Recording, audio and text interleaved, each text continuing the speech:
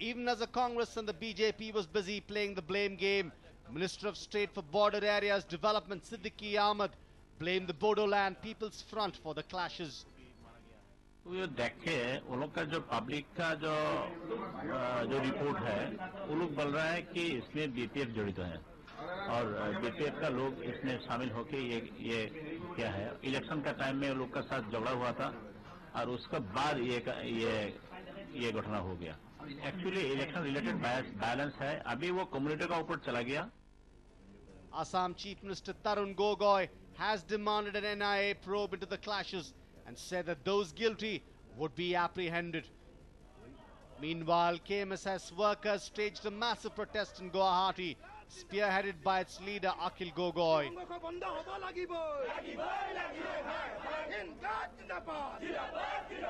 This is the third time that communal violence has broken out between the Bodos and the minority community. The clashes started when suspected NDFP cadres entered the houses of innocent people and started indiscriminate firing. With the violence taking an ugly turn with every passing hour, will the Assam government be able to control the clashes is what remains to be seen. A News9 report. Now, not caring about the Election Commission's warnings, Union Minister Beni Prasad Verma is at it again, and this time with another insulting remark against BJP's Prime Ministerial candidate, Narendra Modi. Let's take a look at what he said today. First, he called Modi a murderer. Then he called him an animal. And now he calls him a monster. Union Minister and Congress leader Beni Prasad Verma does not seem to come out of controversies. In a fresh attack on BJP's Prime Ministerial candidate, Beni Prasad Verma called Modi a monster last night while addressing an election rally at Maskanwa in Uttar Pradesh. A person who discriminates between Hindu and Muslim in this country and creates hatred between them is not a human being, but a monster. Modi must tell whether he's a human being or not. On the massacre of the people in Gujarat, you say that it's a reaction. You tease Muslims by stating that even if a puppy comes under your vehicle, you feel sad. Not just that, Beni Prasad also took a dig at Modi and criticized him as a tea seller and said that his degrees were fake. I am a law graduate from Lucknow University and Modi ran away from his house at the age of 18 to sell tea. His degree is fake. How is he going to compete with an educated person? Reacting to his remarks, BJP spokesperson Shahnawaz Hussain said that Beni Prasad is like a loudspeaker and says anything without thinking. अरे बेनी बाबू का क्या कहना, बेनी बाबू का मुंह थोड़ी है, loud speaker है बेनी बाबू का मुंह. जैसे बेनी बाबू मुंह खोलते हैं उससे गाली गलौज की मशीन है, तो उनके इस पर जवाब देंगे तो अपनी जबान खराब करेंगे. बेनी बाबू पर ज्यादा गंभीरता आप लोग भी मत दिखाइए. Just a day before, the Election Commission had warned Beni not to make any further insulting remarks against Narendra Modi. The EC also said that further violation of the Model Code of Conduct could ban him for campaigning completely. But Beni Prasad seems to be least bothered about the EC's warnings. The Union Minister just does not seem to be in the mood to stop making insulting remarks against Modi. So will the Election Commission ban him this time? A News9 report. Well, the row over Modi's supposed comments on Priyanka Gandhi in his interview to Doordarshan created quite a controversy. Now, while he maintained a stoic silence, it was his party men and other senior leaders in the BJP who did all the talking. But today, finally, he broke his silence, and this is what he said. Narendra Modi finally breaks his silence. Says government responsible for curbing press freedom.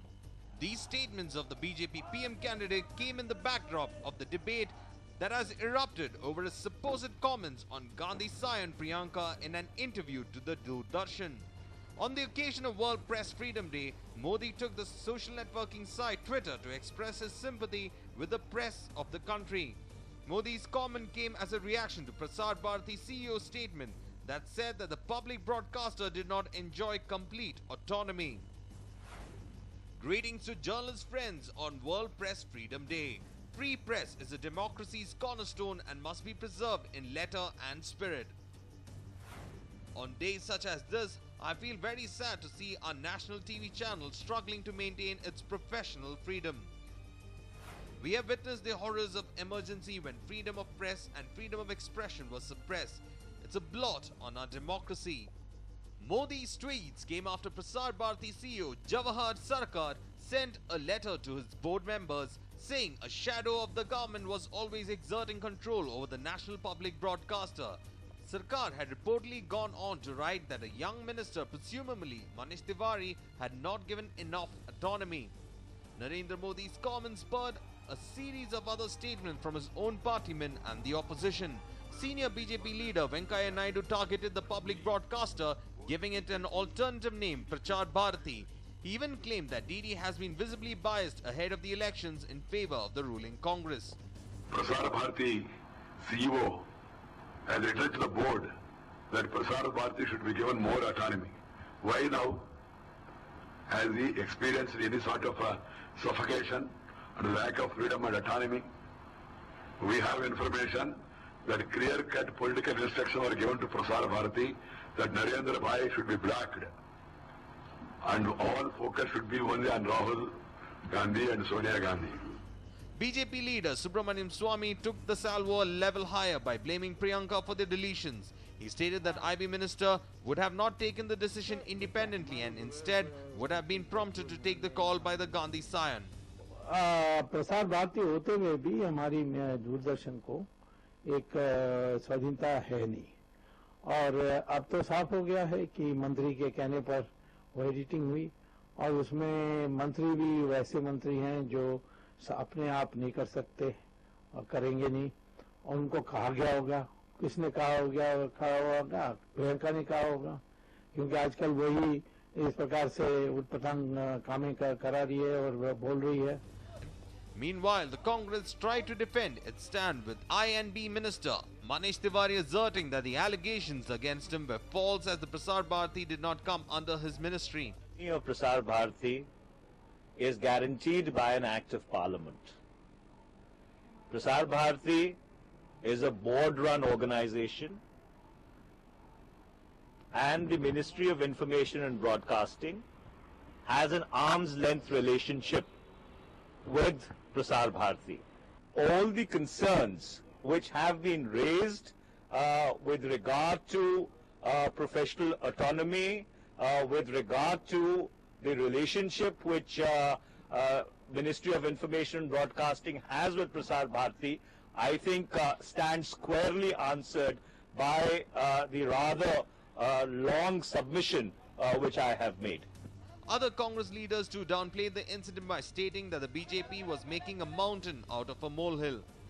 The leaders opined that editing any footage in any media house was the prerogative of the editor and that there was no issue to be debated. Rashid Alvi questioned why the BJP was not commenting on the staged interview controversy of Modi instead.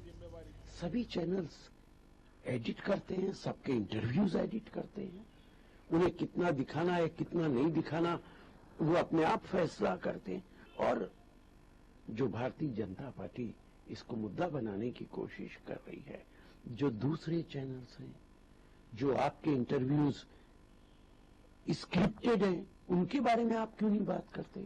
As I said, editorial discretion and a final editorial call is that of the people who are in the editorial chair. You may agree, you may disagree, and if you disagree, you write a letter to the editor and saying, I disagree with what you've done. Meanwhile, journalist turned AAP leader Yogendra Yadav lambasted the Congress, but in the same breath said that the autonomy that the channel enjoyed under the BJP rule was far worse. Prasar Bharati के CEO ने जो कहा वो बिल्कुल सही है. प्रसार भारती को autonomy नहीं है, उसे सरकार के विभाग की तरह इस्तेमाल किया जाता है, उस पर सरकार का दबाव रहता है. ये कोई नई बात नहीं है, ये कांग्रेस के दौरान हुआ है.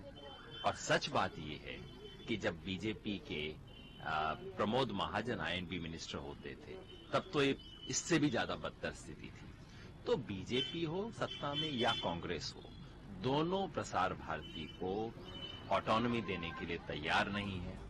CPI leader D. Raja also asserted that the channel should be held accountable for their actions and an investigation should be conducted to find out the truth. Whatever editing the Doordarshan has done, it is the responsibility of Doordarshan and Prasar Bharati to own up, and they must explain why they did such editing. What compelled them? Was there any professional reason for such an editing, or was there any political reason for such an editing? Truly, such a controversy cuts a pitiful picture of Indian politics ahead of its big day on May 16th. While people are looking up to their leaders with the hope of substantial promises on development and living, politicians in our country are busy fighting elections on a personal level. A News9 report. And finally, candidates try something different. They try things which are unique in order to woo the voters. However, one such candidate who tried to do something different was trapped by the flying squad. Take a look. The May 7th crucial polling in Seemandhra is fast approaching, and leaders are hitting upon novel ideas to reach out to their electorate in the shortest given time. Veteran Congress leader and sitting MP from Tirupati, Chinta Mohan, could now find himself in deep trouble, having allegedly tried one such trick. Candidate posts his campaign material. A flying squad which raided a post office in Guddur of neighbouring Nellore district found 9 bags full of promotional material seeking votes for Mohan. The seized paraphernalia includes letters, pamphlets and model ballot papers, all printed as part of the Tirupati Lok Sabha candidates campaigning. Interestingly, when the flying squad raided the post office, the staff there were caught red-handed, posting these leaflets to various addresses in the neighbouring Lok Sabha constituency. The authorities carried out the 1 a.m. crackdown following a tip-off from some anonymous sources. In all, there were about 13,000 leaflets as part of the consignment. The Guddur Joint Collector has promised to get the matter investigated and initiate action against those responsible for using illegal ways to distribute campaign material. The postal staff caught in the act, however, maintained that they had to take up the task reluctantly and under duress from some leaders. They, however, did not disclose the names of the leaders who exerted pressure on them. Madhusudan Rao, News9, Nellore.